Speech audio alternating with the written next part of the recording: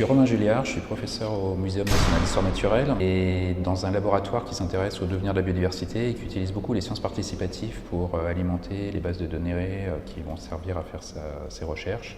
C'est-à-dire qu'on propose des protocoles d'observation à des publics qui vont s'engager dans ces projets de recherche. C'est le premier jour du reste de ta vie. Juste le titre, je trouve, est magnifique. Sans doute un rôle de père dans Mon voisin Totoro, par exemple. Le film Heure, c'est presque un conte philosophique. C'est plus une autobiographie qu'un roman, c'est les années de Annie Ernaux, qui raconte la génération de mes parents, des années 50 à 80, et comment ils ont vécu, traversé des bouleversements sociétaux. Parce que ça fait vendre, c'est un scénario qui marche bien et qui est facile. Et, si elle nous voulait, si elle n'était pas méchante, ou si ce serait difficile de faire un scénario qui se tient. Une technologie en soi, elle porte des usages qui peuvent être positifs ou des usages négatifs. Ça peut nous faire réfléchir d'avoir ce message négatif pour se prémunir de ces usages, mais derrière des machines, il y a toujours des humains. Mozart, Vivaldi, Bach, Chopin peut-être.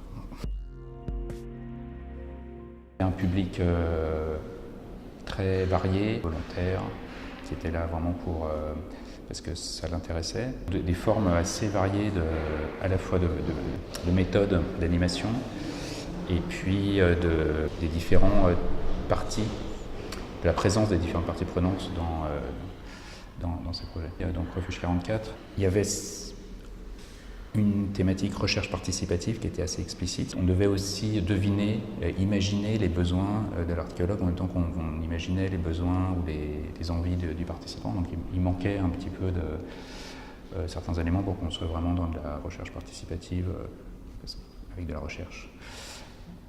Cela dit, c'était assez créatif. Et le deuxième, sur ce petit robot d'intelligence artificielle, Phoebe, qui doit nous accompagner. Une animation qui était vraiment très très intéressante techniquement, qui nous a emmené assez loin du coup dans l'exploration. Mais là, pas du tout la demande du porteur de projet était assez en filigrane, quoi. On la devinait sans qu'elle soit très explicite. Donc on était plus dans peut-être du crowdsourcing. Pragmatiquement, je ne sais pas si on est capable aujourd'hui, si on sait faire mieux en 3 heures avec les moyens qu'on a. Ça reste la recherche participative comme ça, où on est dans un lieu et on rencontre et on dialogue en direct avec le public. Ça reste quelque chose d'assez différent comme démarche. Je crois qu'il y a beaucoup de similitudes méthodologiques dans ces expériences et des transferts possibles et des inspirations réciproques. Pour nous, la limite du modèle qu'on a mis en place, qui se passe essentiellement sur le web avec des animateurs nationaux, en tout cas qui sont distants, on a identifié ce levier de l'animation locale, de rencontres vraiment à l'échelle du territoire. Et puis en termes d'animation, et ça peut être aussi des offres qui sont partagées. Pour moi, le numérique est un moyen et offre des opportunités parce que ça permet une forme de massification et puis ça permet surtout de fluidifier les relations sociales qui vont se faire autour de partage d'informations, de données. Alors aujourd'hui, utopie, moi j'ai envie de toujours la dissocier au qualificatif mobilisatrice.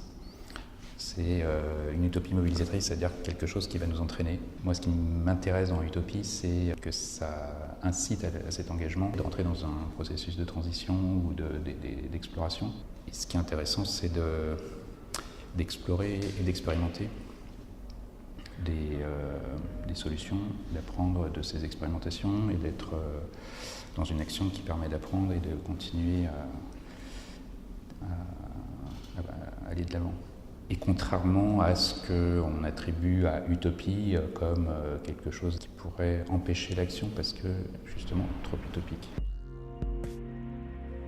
Moi, ce que j'aime bien dans science-fiction, c'est le mot science, qui est dans ces récits qui se placent dans un futur possible, de concevoir quelque chose qui est cohérent et qui est du coup est une forme d'expérience intellectuelle et nous éclairer sur notre présent ou notre futur proche.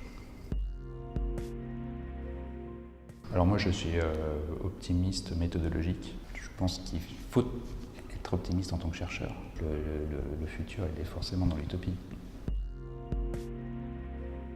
Et je trouve qu'il y a beaucoup de beauté dans les science-fiction et de raison d'être optimiste, même quand on est dans du post-apocalyptique qui reproduisent souvent des régimes un peu totalitaires ou comme une espèce de fatalité. Des grands classiques comme Avatar, par exemple, je trouve qu'il y a un rapport à la nature qui est exprimé comme un lien fondamental de l'humanité aussi, hein, même si c'est pas des humains qui sont les héros. Alors j'ai vu qu'il y avait quelques activités qui sortaient du dôme, brièvement.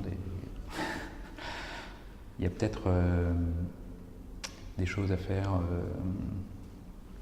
en lien, peut-être sortir pour aller chercher peut-être d'autres publics, d'autres données, et les ramener. Et alors ça demande c'est peut-être complètement utopique le coup. J'ai découvert le bâtiment et je le trouve vraiment très intéressant d'allier l'architecture au projet comme à ce point. Je trouve vraiment une belle réussite.